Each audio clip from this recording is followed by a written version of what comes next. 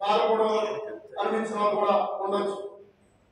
కాబట్టి మనము సరి చేసుకుంటూ ఆ మార్పు బట్టి అంటే కొన్ని మార్పులు ఉంటాయి, కొన్ని తోడుకోండి ఉన్నప్పుడు ఆయన కానీ అందరూ నీతిని గ్రహించాలి, అందరూ నీతిని గ్రహించాలి.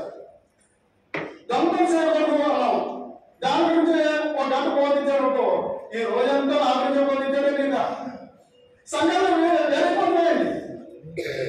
ఈరోజు నాకు ఒక సంఘాలు ఒక ఆయన ఎలా బోధిస్తే దేవుని సమాధానం చేస్తే ఈ రోజు నా గురించి బోధించావు, నువ్వెవరు ఎందుకు బోధించావు నా గురించి అన్నాడు.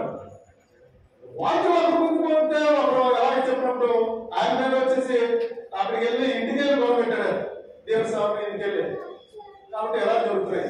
కాబట్టి ఇది దేవుని వాక్యం ప్రతి ఉదయం కట్టినప్పుడు మనం సరి చేసుకుంటూ ఉండాలి. ఒక వేసుతో సంబంధించి యాక్సర్యం అవుతున్నారు, యాక్సర్యం అంటే దేవుని దూరం అవుతున్నాము. ఇది భార్య వదిలిపెట్టే అవసరము. ఆ వేసుతో ఆ సాంగత్యం ఉండిపోయి ఈ భార్య వదిలిపెట్టేసి భార్య విడాకుల వరకు వెళ్ళే అవకాశాలు ఉన్నాయి.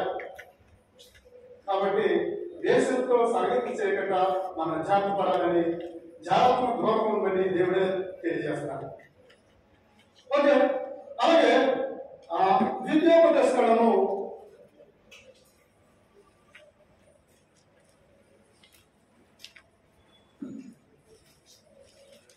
10వ అధ్యాయము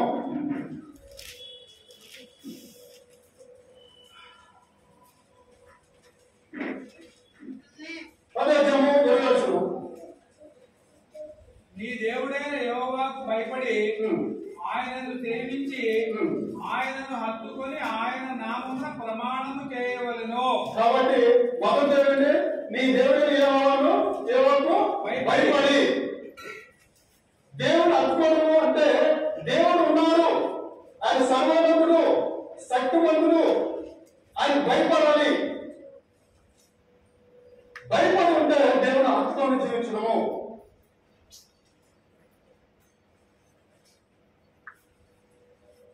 సామెతలో 9వ అధ్యాయము 10వ వచనంలో దేవుని భయపడిన వారు జ్ఞానం మోహము అంటారు.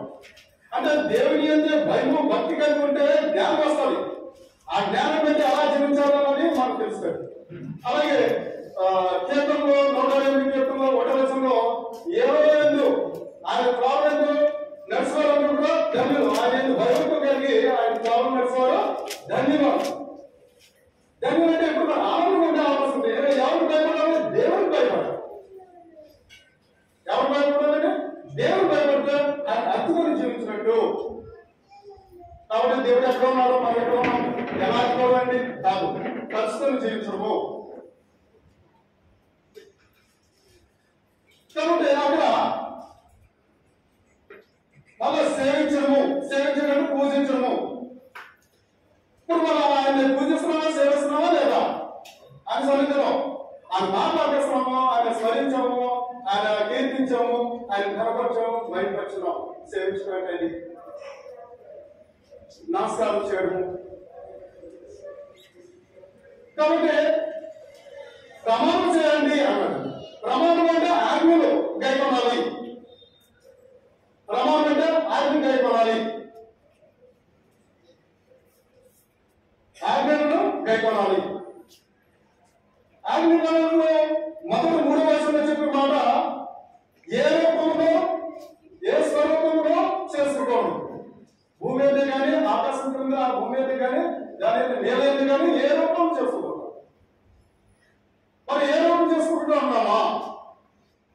ఈ ఆకాశం అంటే ఎంతమంది ఎన్నో రకాలుగా చెట్లకు, పొట్లకు, జంతువులకు, పురుగులకు నమస్కారం చేస్తున్నారు. సూర్యునికి, సూర్యునికి, భూమికి నమస్కారం చేస్తున్నారు, సాగిపడుతున్నారు.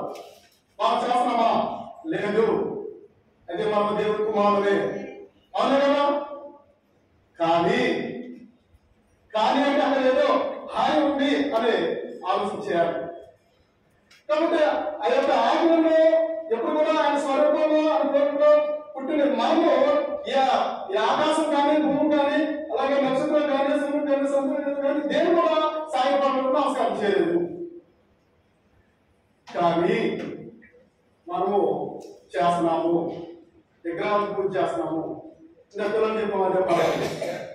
విగ్రహం దానికి ఏం చూసినా అమ్మాయి వచ్చేటప్పుడు విగ్రహానికి దేవాలయానికి వెళ్ళి టెంపుల్కి వెళ్ళి ఎవరైనా ఎన్ని ఉంటాయి వెళ్ళొచ్చి చూడొచ్చు, చూడకుండా తప్పేం కాదు, చూడొచ్చు. కానీ పూజించుకోవడం సాయం పడకూడదు, ఆ మాట ఉచ్చరించకూడదు. ఎదురైతే ఎలా ఉంటుందండి ఆ పరిస్థితులు అది చూస్తే. మా పాప ఒకసారి ఇక్కడ యూత్ క్లాస్ అలవాటు యూత్ క్లాస్కి వెళ్ళి పాప బాబు అందరూ యూత్ క్లాస్కి వెళ్తే అలవాటు దేవాలయానికి వెళ్ళారట. చూస్తే